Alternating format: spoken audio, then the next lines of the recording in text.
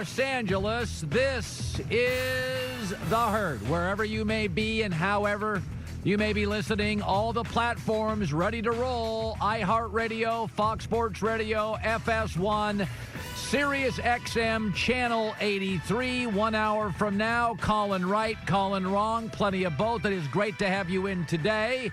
Rick Riley, 15-time National Sports Writer of the Year, joins me in about an hour 15.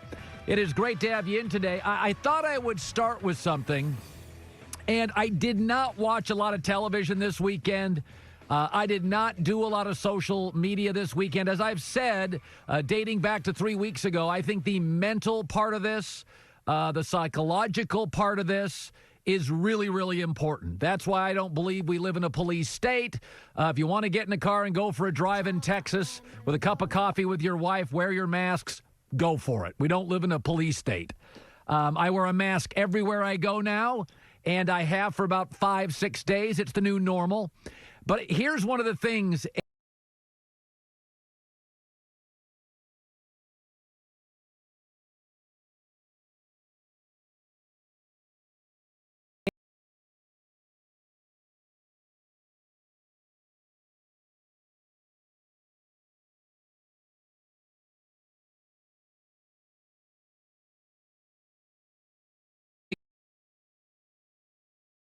5 days ago on my phone. So that's using radar, your local weather person all over America. In most cities in the winter and spring, when we have real weather, unpredictable weather, once they go to a 7-day forecast, totally inaccurate. They can get about 3 to 4 days right. The longer it goes, they're inaccurate. That's with radar. Time-tested radar. So excuse me if I don't buy into local sports reporters or national NFL beat guys telling me football's not going to happen September 10th. That's over 5 months away. We can't get it right with radar helping us with weather 4 days out. Our government, you don't have to wear masks. A couple of days ago, it's urgent. Everybody wear masks. The University of Washington has a COVID-19 model. Oh, they readjusted it today. There's a 45% drop in beds needed in America. Almost half.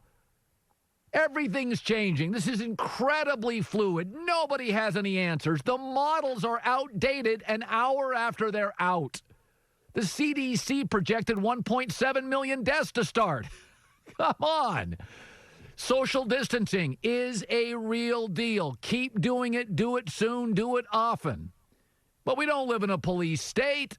If you want to go for a walk, put a cloth around your mouth in the neighborhood. It makes you happy. Do it. So everybody's talking about the NFL, and if the NFL is going to happen and the NFL's not, none of us know. Here's what we do know. In Europe, Italy, they have flattened the curve. New York City at their peak appears to be close to flattening the curve. They may have already done it. Oregon's already beaten the curve. Europe, hot spots. New York City, these are hot spots. These aren't like rural Utah or rural Indiana. They've flattened the curve. We also know that by late May, it gets hot as hell in this country, in Texas, in the South. By June, July, we know that warm weather can stem the spread of viruses. But I'm not making any predictions. If you want to make a prediction on the NFL, let's get through April and May. Let's just get through it. All right? Nobody knows. I mean, radar, weather people don't know 5 days out. Our government flip-flops weekly on masks. Don't wear masks. These models, University of Washington models, all over the map. I don't believe any of these models. None of them. I just know that social distancing works.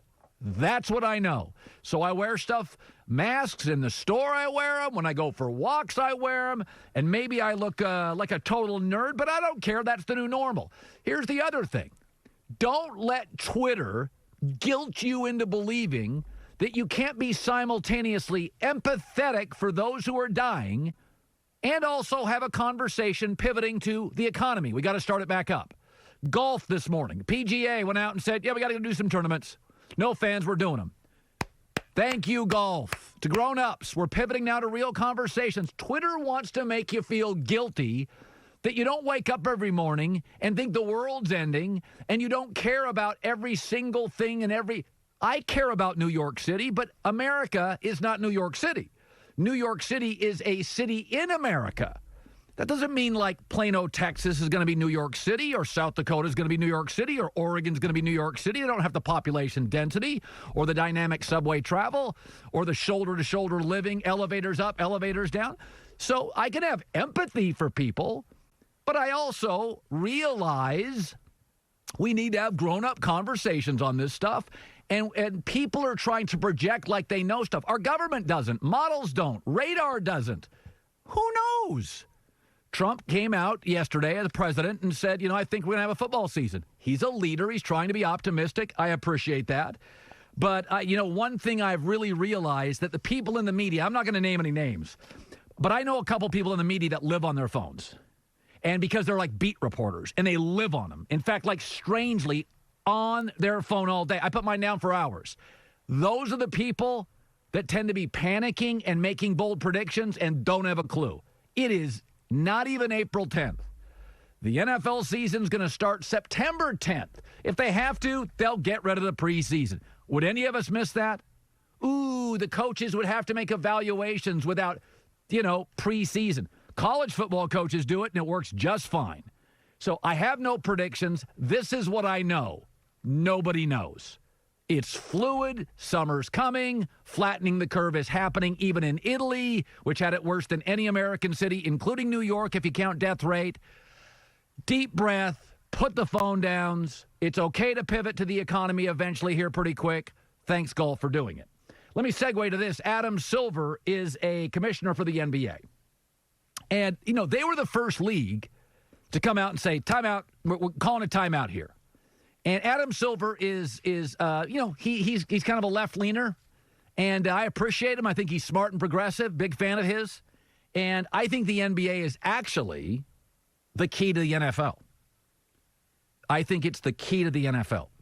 Because the NBA is the underdog. The media tends to like underdog stories. The media doesn't like power. The media pushes back on all governments and all corporations. They've always pushed back way more on the NFL.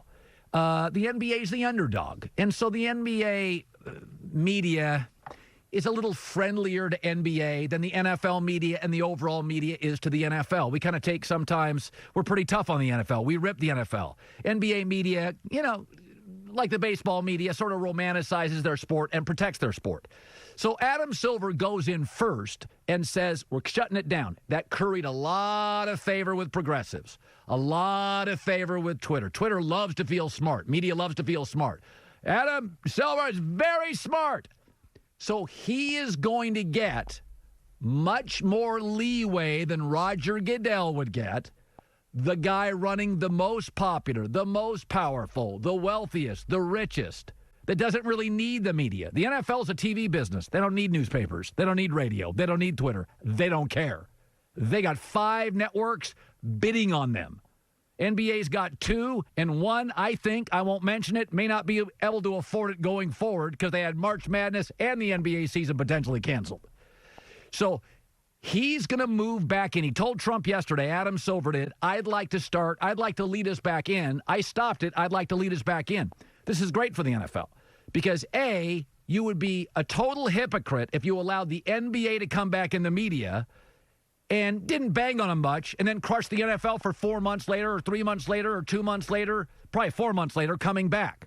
Secondly, if the NBA starts first and has a few missteps, NFL can watch the missteps and go, we won't do that. We will do that. Remember, even when you talk about these people that know the viruses, the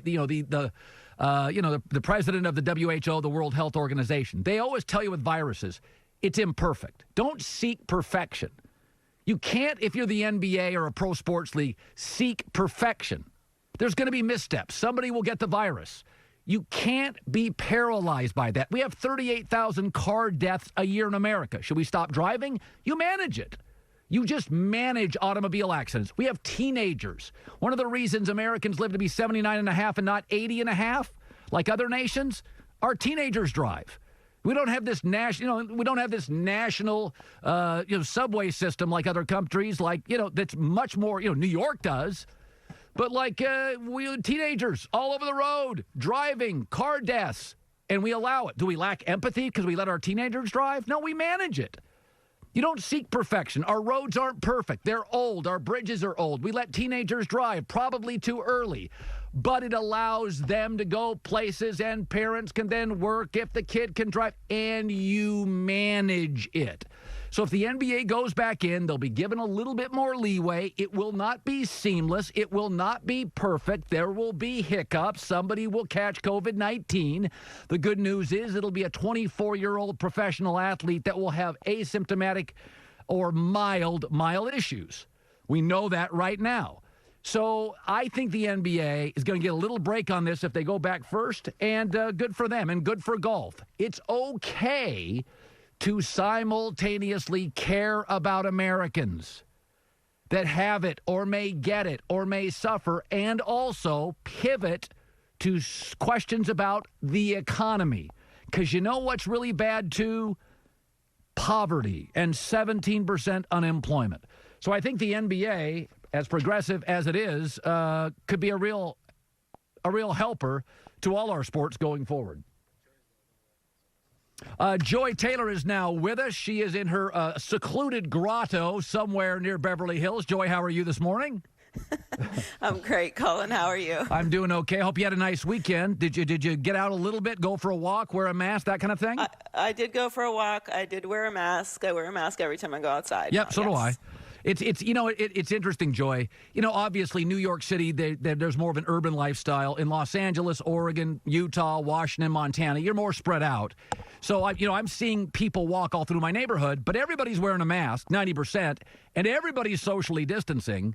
So that makes me very happy. I don't think there's any win here to be an alpha, to flex your social masculinity by not wearing a mask. Social distancing is the one thing we all know. It works.